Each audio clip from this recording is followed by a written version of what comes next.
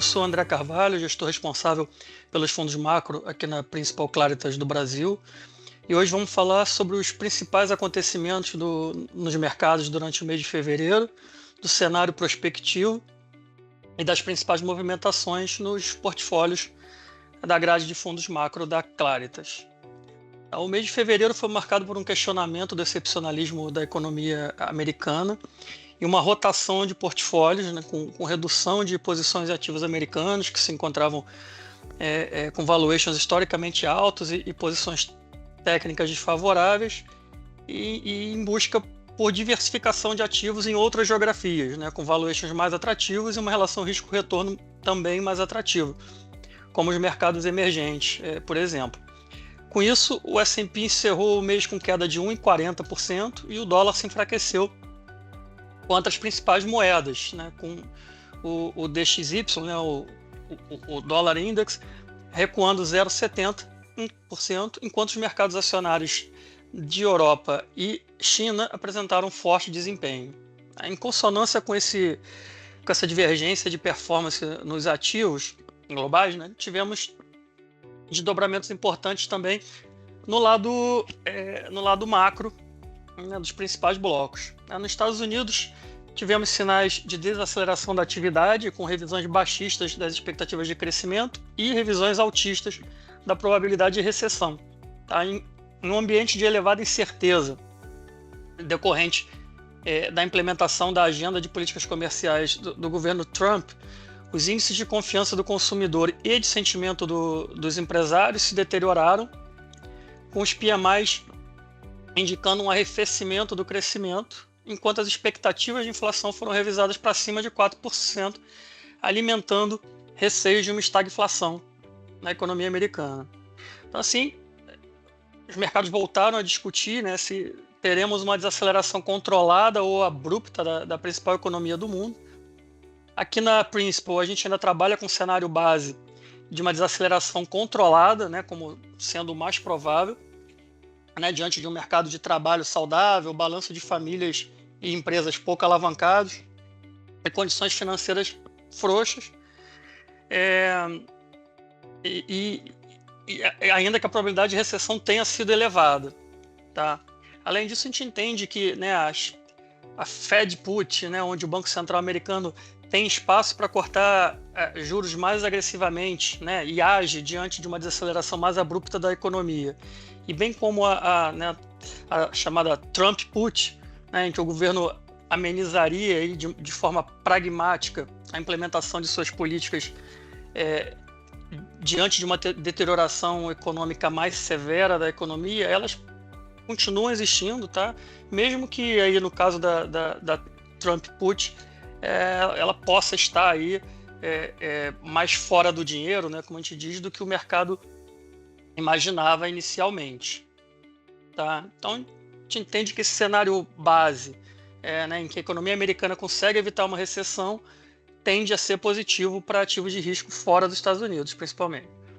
Na Europa, né, o destaque fica por conta da mudança de paradigma na região, principalmente aí por parte da economia alemã, com a discussão e possibilidade de aprovação de um dos maiores pacotes de estímulo da história recente, né, em um momento aí, whatever it takes, fiscal da Europa, com potencial para impulsionar o crescimento da região, fortalecer o euro e elevar as taxas de juros.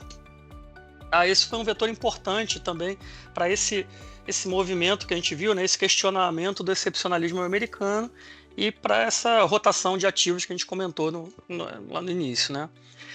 Na mesma linha, na China, também tivemos mais promessas de estímulos econômicos, tanto do lado fiscal quanto do monetário, que, combinados com sinais iniciais de alguma estabilização no setor imobiliário, também levaram, né, a um redirecionamento de fluxos para a região, né, em direção a esse mercado que se encontra ainda bastante depreciado. Aqui no Brasil, o mês de fevereiro foi marcado principalmente pela queda de popularidade do governo, né? Foi um tema importante no mês e que alimentou as expectativas em relação a uma possível, né, por um lado, em relação a uma possível alternância de poder em 2026, que é vista como positiva pelo mercado, né? E ao mesmo tempo, né, por outro lado, gera uma preocupação de mais curto prazo com possíveis reações do governo diante dessa piora de avaliação do governo, né? Então, com receio aí de uma maior heterodoxia na condução da política macroeconômica, né, com implementação de medidas mais populistas, né, com fins eleitoreiros. Tá? No lado macro, alguns indicadores seguem sugerindo uma desaceleração da economia na margem e levantam questionamentos sobre uma queda mais acentuada da atividade e sobre a extensão do ciclo de aperto monetário, né, além de ajudarem, contribuírem ali para reduzir os riscos de cauda, né, de dúvidas em relação à perda de potência da política monetária ou daquela discussão de dominância fiscal. Tá? Assim, apesar dessas recentes frustrações, a gente continua trabalhando com um cenário de uma desaceleração moderada, né, que levaria o PIB para um nível perto de 2%, que ainda é acima do potencial. Tá? Isso por conta de um mercado de trabalho forte, né, crescimento real dos salários e estímulos fiscais que podem atenuar impactos negativos e evitar uma desaceleração mais intensa no curto prazo. Tá? Ainda assim, a gente acredita que as chances de que o ciclo de aperto monetário atualmente em curso se encerre mais cedo e em uma taxa terminal mais baixa que o inicialmente imaginado, né, com uma Selic mais próxima a 15%, em linha com o que está a precificação do mercado hoje, a gente acha que as chances aumentaram, né? A gente tem umas sinalizações nesse sentido. Nesse contexto, em termos de posicionamento das carteiras, na parte de renda fixa Brasil, a gente segue mantendo uma posição comprada na NTN-B, intermediárias, e passamos a adotar um viés mais neutro nos juros nominais. A gente iniciou ainda uma posição, uma estrutura de opções de juros que se beneficia aí desse cenário em que o Banco Central entrega uma Selic terminal aí ao redor de 15%. Tá? E seguimos operando com viés tático no mercado de dólar, né? Com viés comprador de dólar, tá? De forma tática, mas com viés comprador de dólar. Tá? Esses books de juros e moedas domésticos responderam pela maior contribuição positiva para a performance do mês. Na renda variável, a gente segue sem exposição direcional no book discricionário, mas mantém uma posição comprada em volatilidade do índice Bovespa. Tá? Tanto essa posição de volatilidade quanto a estratégia quantitativa em ações, né, que a gente mantém ali, né, um book de estratégia quantitativa, eles tiveram contribuição levemente negativa para a performance do mês.